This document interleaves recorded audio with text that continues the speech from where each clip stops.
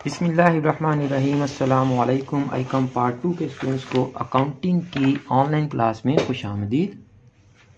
अच्छा जी, हम question number 8 तक सॉल्व कर चुके हैं गालिबन जी। आज हम 9 और 10 करेंगे।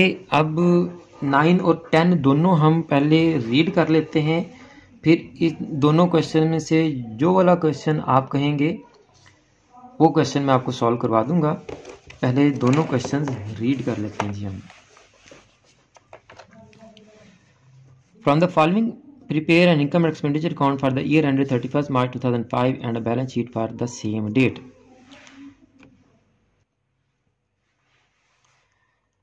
(2004, 2005) अगेन 2005 हमने ये 2004 और 5 देखें। जब भी आपका ईयर जो है वो बड़ी एग्जांपल मैं आपको देता हूं कि आपके जो सेशंस होते हैं, देखें आपका ये सेशन आईकॉम पार्ट 2 का शुरू हुआ 2022 में और ख़त्म होगा 2023 में, ठीक है।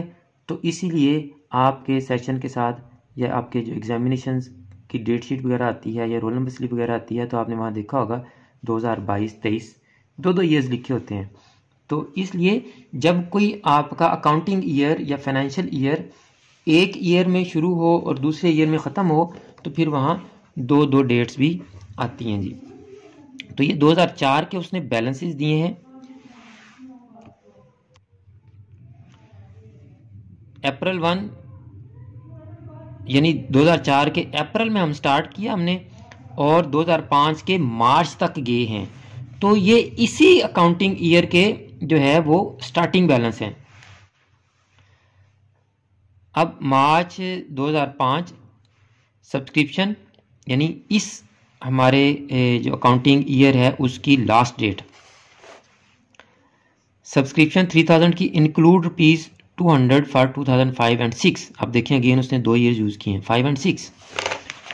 ये है एक ही अकाउंटिंग ईयर, लेकिन चूंकि 5 में शुरू होके 6 में ख़त्म होगा इसलिए 5-6 यूज़ कर रहा है। अब यहाँ देखें उसने जो सब्सक्रिप्शन कलेक्ट की थी हर ईयर की उसने अलग-अलग लिख दी थी, इसलिए 2005 की ये अपनी ही वैल्यू थी, इसमें से हमें किसी ईयर की वैल्यू को माइनस नहीं करना पड़ा था। अब यहाँ उसने बता दिया हमें कि इस 3000 में 200 2005-6 यानी नेक्स्ट ईयर की इंक्लूड है। जब इंक्लूड होगी तो हम इसको एक्सक्लूड भी करेंगे, तो 3000 में से हम 200 को माइनस करेंगे जी। Interest on investment 1500, cost of investment ₹30,000। अब इसका भी देखते हैं, अगर नीचे एडजस्टमेंट होगी तो इसका मैं पॉइंट आपको बताता हूँ।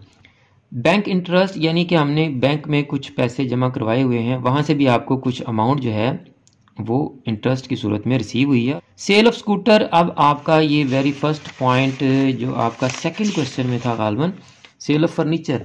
एसेट सेल करेंगे तो अगर सेल पर हमें लॉस होगा तो एक्सपेंडिचर साइड पर, और अगर सेल पे हमें प्रॉफिट हो रहा है तो वो हमारा लायबिलिटी साइड पर चला जाएगा। एडजस्टमेंट्स में देखते हैं स्कूटर की वैल्यू कितनी थी जी। अब 2005 मार्च 31 को वो एक्सपेंडिचर बता रहा है हमारे क्या क्या हुए हैं। सैलरीज है जी, जाएंगी, रेंट जाएगा, printing and stationery, postage, bicycle purchase is an asset, price bond assets, balances. ये चारों नीचे वाली आइटम्स नहीं जाएंगी, ऊपर वाली चारों एक्सपेंडिचर साइड पे चली जाएंगी। अब एडजस्टमेंट्स पे आइए। Subscription includes ₹120 for 2003-4। अगेन देखें 2 ईयर यूज कर रहा है, तो ये पिछला साल है, प्रीवियस ईयर की सब्सक्रिप्शन है, तो ये माइनस हो जाएगी। यानी ये 3000 में से आप 200 को भी माइनस करेंगे और ये जो आपकी 120 है आप इसको भी माइनस करेंगे जी। Also rent includes P50 paid for March 2004। अब देखिए मार्च 2004 आपका प्रीवियस मंथ बनेगा, क्यों कि हमारा अकाउंटिंग ईयर अप्रैल 1 से शुरू हो रहा है, 2004 की अप्रैल 1 से।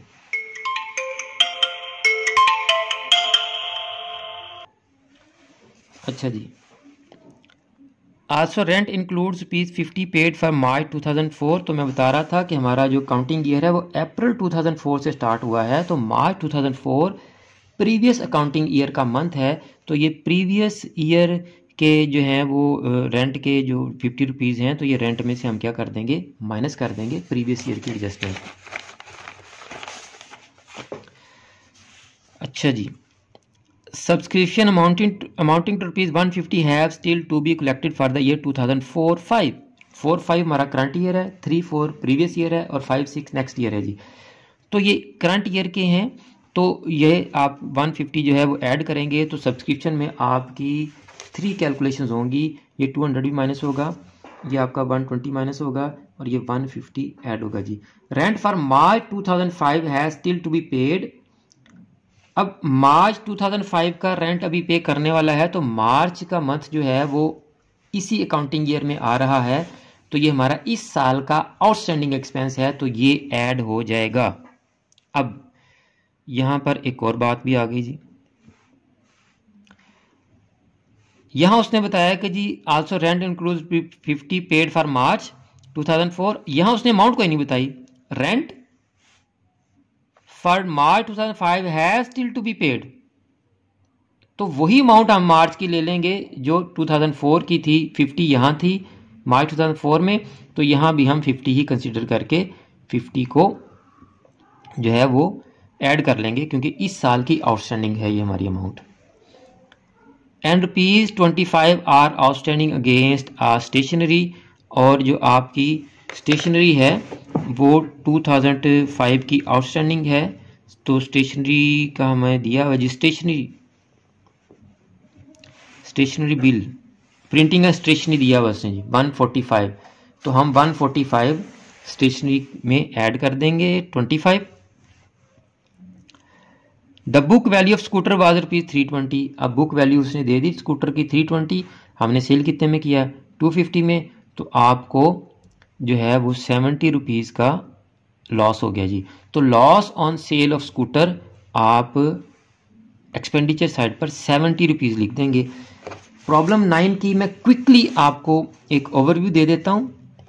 स्टार्टिंग बैलेंस ये है, तो ये पिछले साल का क्लोजिंग होगा ना, तो ये लास्ट ईयर की सब्सक्रिप्शन है, तो ये माइनस हो जाएगी। And at the end of the year ₹500, end of the year का ताल्लुक इस साल से है, ये 500 ऐड हो जाएगी। यानी सब्सक्रिप्शन में से हम 1000 माइनस करेंगे और 500 ऐड करेंगे। Rent was outstanding for 6 month ₹500 boat at the beginning and at the end of the year.